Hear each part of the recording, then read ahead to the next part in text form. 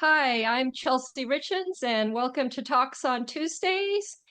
We're here with Barbara and Mary and Julie, and joining us today, we have Louis Therese and Renee and Gordy, and I'm sure a few more will pop in. And we just discuss various topics here. And today's my turn to host, and my topic today was how every encounter we have is an opportunity to see our truth. And by truth, I mean our beliefs. And I'll just give a little backstory of where I kind of came up with this topic. I read a book, and I'm trying to kind of, a book that kind of, well, um, it talks about and rings true for me that,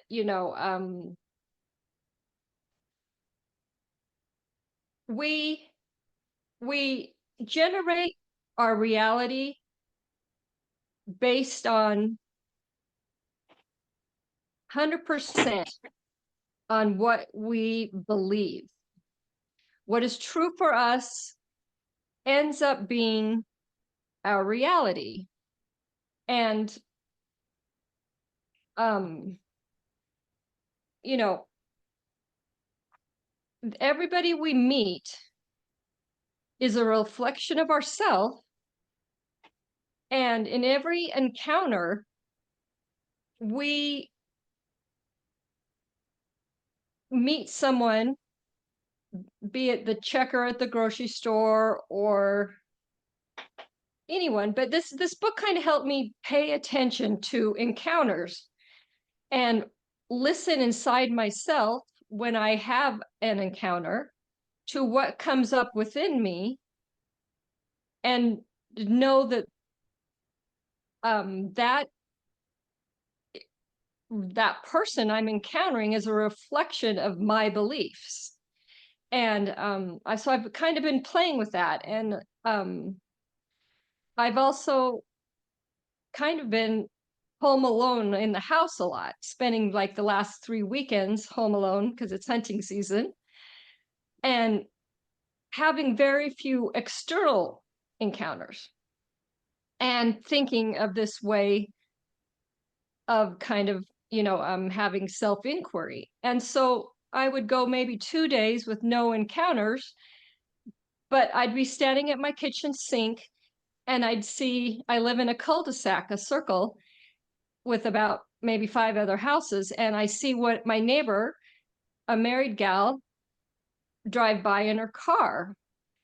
And because I trying to put my awareness of what's coming up within me, at the same time, I was able to see by her driving by my kitchen window what came up in me. And I was able to see my, you know, little bit of angst about how I wish we were more friendly as a neighborhood, and maybe that I'm feeling like I'm the gray-haired one, and maybe it's an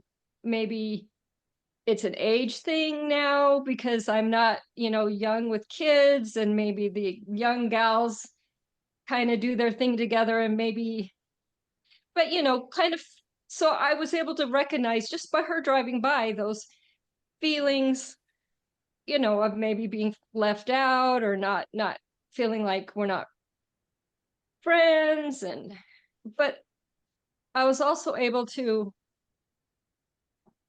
see that those things originate in my actual true beliefs, like that, whatever it is. And I think this, and um maybe another example would be, uh I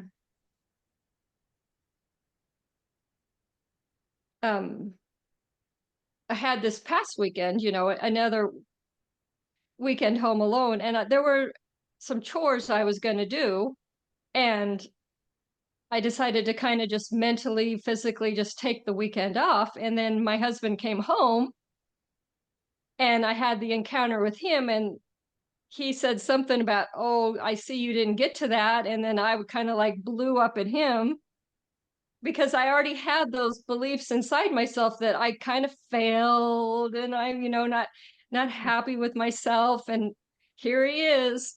There's the universe delivering the person into my life where those beliefs became reality.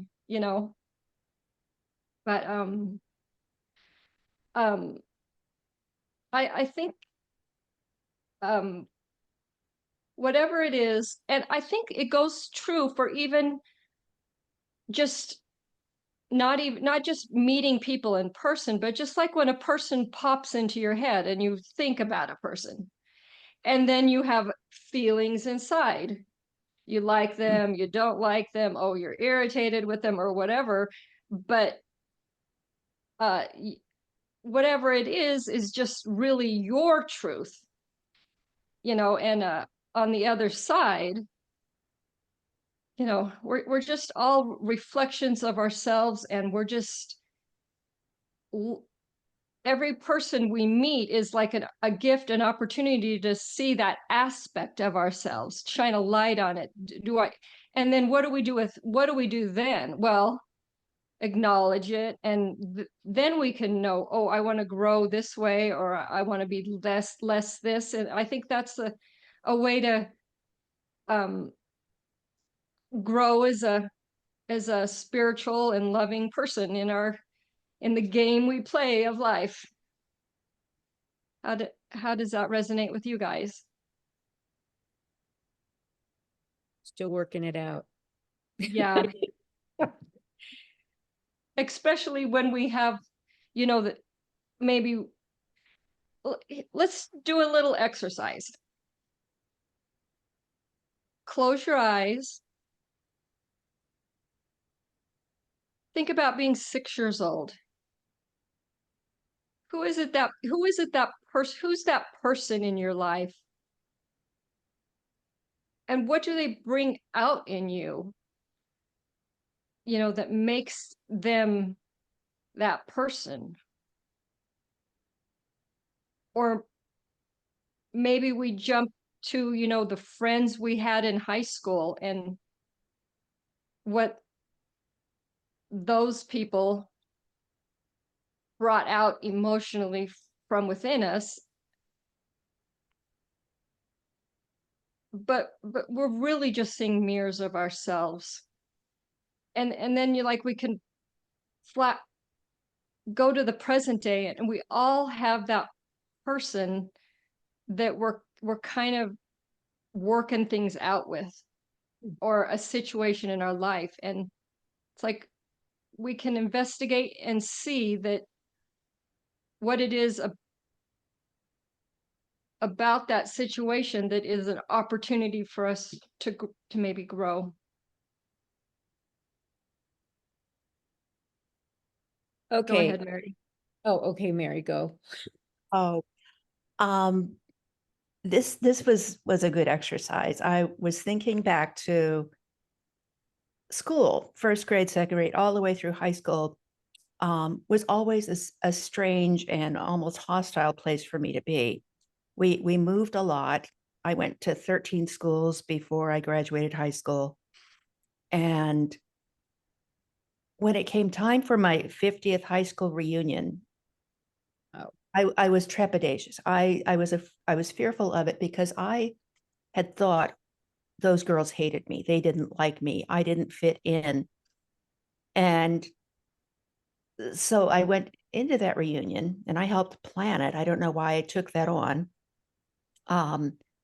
They were so nice. They liked me. They said, we always wondered what became of you. You were so shy. Um, and it wasn't at all what I thought, because my fears had shaped those encounters. And I think it's true that if we believe this is a dangerous planet, then our encounters are fearful. And every encounter is an opportunity to demonstrate and act on whatever beliefs we hold. And those have changed a lot for me since high school. I believe it is a loving universe. It's just a matter that getting past that automatic response to encounters that we have set for ourselves. It gives us that moment to stop and think, this person is not dangerous. I'm going to smile. And it becomes, as A Course in Miracles says, it becomes a holy encounter. That opportunity to love, that opportunity to show trust.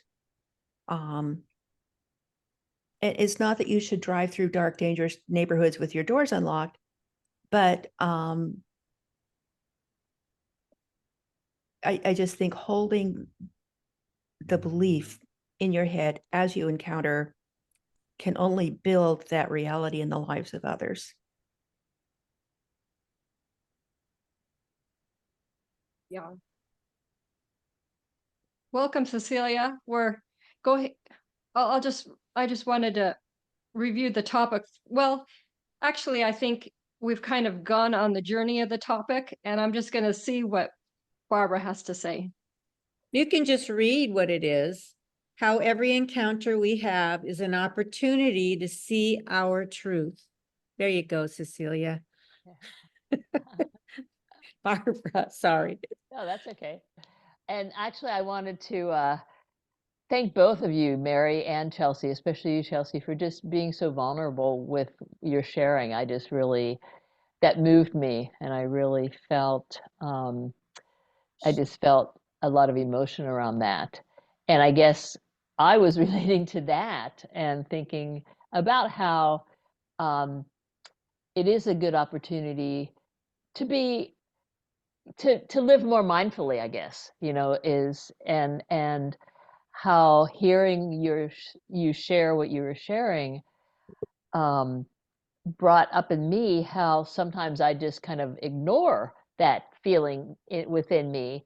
And when I had the opportunity this weekend to sit with that, with an encounter I had with somebody, and ponder it, and really kind of try to reflect on and realize, oh, we're both kind of like used to being in control, and we both, want that kind of that place and do things our way. And, I try to keep away from, oh, well, we've always done it like this, so this is the way to do it. And, try to be open to new possibilities. So I had that opportunity this weekend, and I did sit with it and I won't say judge it, but really explore it, I guess. And listening to what you were sharing earlier brought that home and helped me realize how important it is to do that, as much as possible. Not only when somebody does something that maybe hurts our feelings or, makes us uncomfortable, but to do it with even positive encounters, how important that is to be mindful of all of it, I guess is what I'm trying to say. So, yeah, thanks. Yeah, it seems like we go throughout our lives, we have encounters, and we cope. A lot of ways we cope through life, our coping skills, and we have this encounter, and we feel the need to like start building up a wall to it. And I think that's just not the way to go. But for a lot of people in certain situations, that's their coping skill. But if you can get to the point where instead of trying to build the wall, just kind of like, oh, let me just step back and okay, I kind of see myself here, my feelings, my beliefs, and just kind of learn from it. Yeah. Go ahead, Julie. Well, yeah, I've been sort of vacillating all around the place, not even back and forth, because this brings up so many encounters. It's like, well, there's that encounter. I mean, ones that stick out for me, and because we have so many encounters constantly, I mean, it could be with your animal for that matter. And I'm trying to decide what to share. I mean, the little exercise we did, closing our eyes and as a 6-year-old, I mean, that to me, in a way, was the beginning when I was young of how my beliefs were formed to take me forward into my life as I got older. And I can look back and say they weren't positive. Because in school, I was anxiety ridden, but I didn't know I was when I was that young. I ended up having horrible abdominal problems. The doctor said I almost had ulcer. Cardiac? No, an ulcer at Oh, and also, at like 7 or however old I was, and I believe that it had a lot to do with my relationship with my mother. And but anyway, so it kind of, for me, my belief in myself was I didn't really have one. I didn't think that it wasn't until I was an adult that I finally went, wow, I have an opinion about this. If somebody were to ask me something, what was my opinion? I didn't really have one, and I don't really know what that means, but just that I didn't come up with, I don't know. I had a lot of anxiety, and anyway, that's addressing that thing right there, so my beliefs about myself have changed a lot. And I think that also a lot of the ways that, and I'll speak for myself, that we have encounters, there's, like you said, good encounters, and then there's other ones that are based in judgment. And to be able to see that, to be aware of that, is the first step, I think, in addressing to yourself what's your truth about it, Now, I have an incident now, an interaction, and I have been trying to understand how I can see this person as me, and it's really hard. I feel what happened. This person invaded my space, and basically was someone who is a what do you call it? I have the word. Just, it's none of her business kind of thing. And that kept coming forward with her perspective and her advice, and I'm really angry. And so I'm trying to work through that to say, okay, what is my learning about myself in this situation? And I'm having a hard time, and that's the kind of stuff that just came up for me with this. I had to keep looking at the question. And 'cause like I said, there's so many people and situations that you come across that you could and like analyze. And then I go, I just need to let it go, is what it is. I need to move, and I have really, but it keeps coming back. If the topic comes up and I start talking with a friend or something, I go, I can't do this because this brings me back, and I'm really trying to let it dissolve into nothing. Anyway, I don't know if that. yeah, very, very, very helpful, Julie. And I personally know the situation you're talking about. And it's funny because I can parallel that into my personal story that I'm dealing with too. And it's it's it's as if, it's like, I believe this might resonate with you, but I'm gonna say it about myself. Why am I, it's like, what is so hurt inside of me that this person is bringing out what feels like hurt? And it's like, it was there before it became the situation, or it wouldn't have manifested. You know what I mean? Yeah, I do, because I had a choice. I have a choice, I think. I mean, it's hard to say you have a choice when you're like raging inside, but still there is a choice to be made, change your perspective. And, it's, Yeah. I agree with that. And one other thing that I think is really interesting is that I want to share. I know I'm talking again, but No, please go ahead. is the incident that I'm talking about. It was like a kind of like a snowball, and this person that I'm talking about was it was after it all happened. But anyway, the woman who my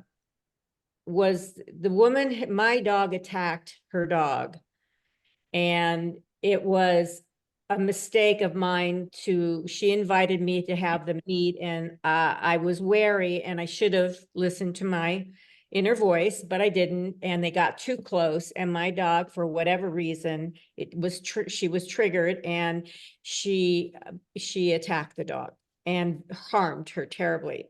Now, I didn't have an incident. I had a good relationship in this whole thing with the woman who owned the dog. I took responsibility for it, even though she said part of it was my fault because I invited you to have them meet.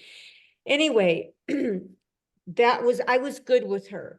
And I said, just be good with that. You're good with her. She's the one, this is a relationship that counts right now. But anyway, recently, just like the other day, she fell because she was walking her dog. And her dog was all healed, but it was a serious thing. He was really hurt, and anyway, he's okay now. And she was walking, and she fell because he pulled her down, because she bent down, and then she had to have hip surgery. And when I heard that she fell and it was her dog, it was the weirdest thing. I thought, this thought of it was my fault came up, and I'm like, oh my God, why am I thinking that? Because it's not your fault. You had nothing to do with that. But it's so weird that I had that feeling, and why. So that's But you realized that. You thought oh, I right did, away, but it why? was so strong, the feeling Oh of gosh. some kind of fault, because I Yeah. had been through this whole other thing with her where I Mhm. felt it was my fault, and it was traumatic, and the whole neighborhood, a lot of people in the neighborhood got all up in arms, and I felt ostracized and all that stuff, and so it just came up, and I just had to say, what are you thinking? It's not your fault, and anyway, that was just kind of it just may be the way it affected me somehow. And I know the truth of that. It wasn't my fault, but I felt bad for her having to go through this horrible thing with her dog. And now, and then, so I don't know. Anyway, I'm done.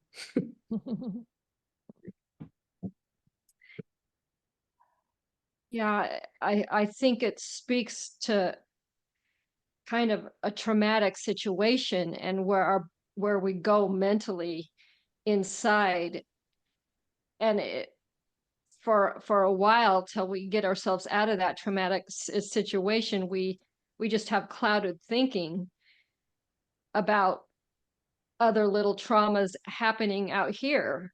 You know what I mean? But Yeah. um anybody else have a share today? Go ahead.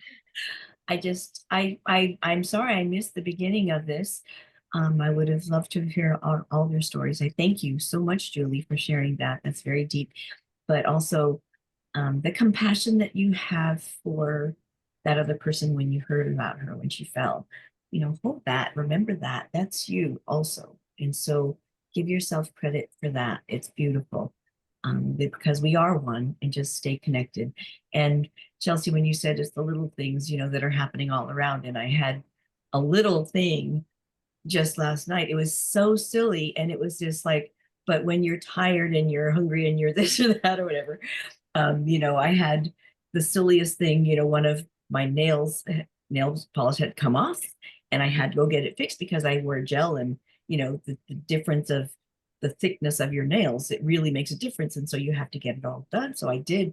And I went in there after work, and it was truly, you know, late, and they were full.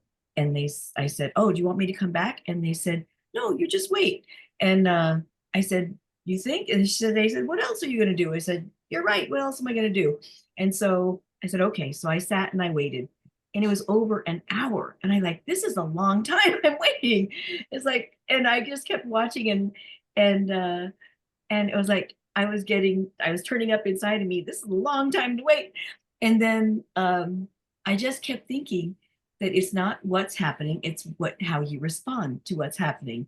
And I was like, you know, I chose to stay, and now that I've been here an hour, I can't just get up and leave because that would be really awkward and weird. And I know everybody in the salon, everybody in the salon has worked on me at some point or whatever, and I don't want to offend anybody. And I was like going, okay, so you chose to stay, and you have to wait, and and so I thought, well, I've got my phone, I've got my Kindle on my phone. So I just started reading, and I chose, you know, very, very uplifting things to read because I wanted to smile and laugh and stuff. And it was just so intense because I was like, I'm tired, I'm hungry, and I have to wait. I have to wait. And it's such a little thing, but I thought, it's what you do with what's happening. And so I stayed, and I was one of the last two people. There was one other girl there, but look, this is what I did. I did very clear nail polish because I thought if it comes off again, you won't be able to tell it's gone until I get a chance to go fix it again. And the girl that was there still at the salon when I left, she was getting, you know, an inch and a half, 2-inch nails, and every nail was a different color, and multiple colors. There was pink and black and white, and then one had a tuxedo, one had a checkerboard, one had polka dots, and all this. And then they started putting things on top of her nails. I was like going, this is so bizarre. I said, we're in the same salon and we are very different people. I was like, here we are, have come together. And so I ended up taking pictures of her nails because they were so beautiful. It's like, wow, that's why I'm here, just so I could get the wow moment of, look at what she did, look what I did. So it's like, wow. That was good. Good story. Good outcome. Yeah. Yeah. Yeah. There's something personally that we can learn from every encounter. We just have to be aware of it. Right. Yeah, sometimes just reframing our attitude like you did. Uh-oh, somebody's Ooh. Somebody's Oh, yeah, Um, just reframing your attitude. Yeah. Louis Therese, I see you're unmuted. Muted. Did you want to say something? Okay. I'm happy. Okay, It's a really great. great conversation. Yeah. Renee, did you want to say something? I know you unmuted too at one point. And now you're muted again. Yeah, lots of good perspectives, and probably the biggest lesson for me is to get out of myself enough to see what's going on around me. I think that is the biggest gifts that I receive every moment of every day in all different kinds of scenarios, you know.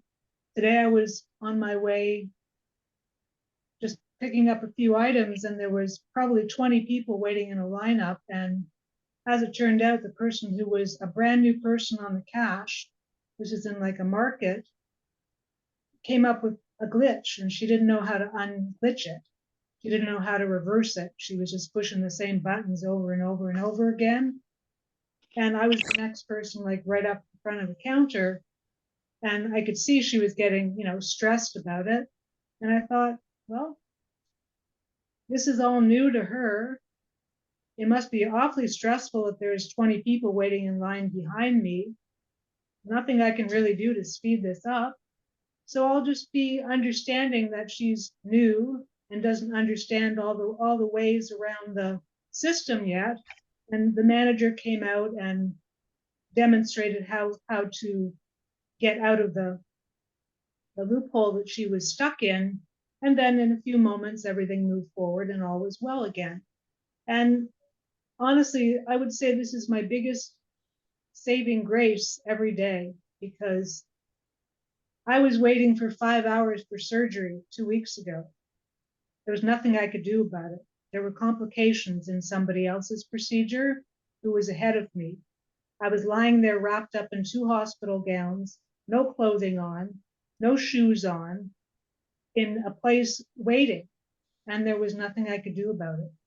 I could have left. I thought about that. Do you want to stay? But you've gotten this far, was my thought. Unfortunately, somebody else is suffering right now. And I know it's difficult to wait because you're super hungry and you haven't eaten for 15 or 16 or 18 hours. And I know this is not easy, but we've come this far, so we'll get through this, okay?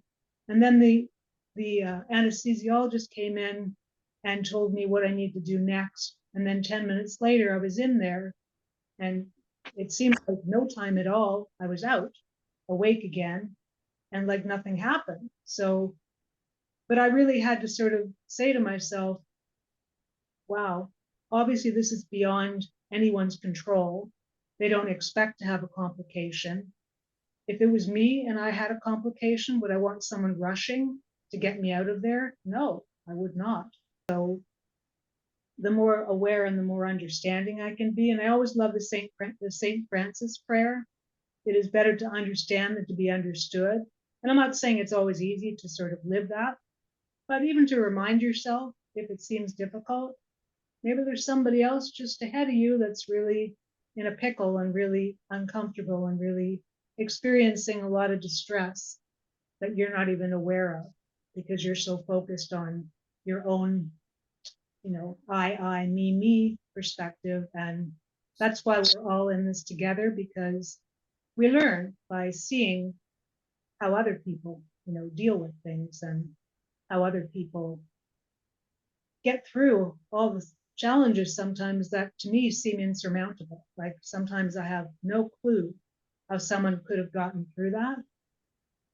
But when I sit and listen to how they got through it, then I understand from a different perspective. Right? So it's all about perspective. It really is. And Yeah. And Gordy puts in the chat, Renee, he says, I tell myself it could always be worse. But so let's join together next week and share some more. Thank you so much for being with us, and we'll see you next week. Love you all. Bye-bye. Thanks, everybody. Great topic today. Bye-bye, Thank and you. keep well. Thank you. Bye.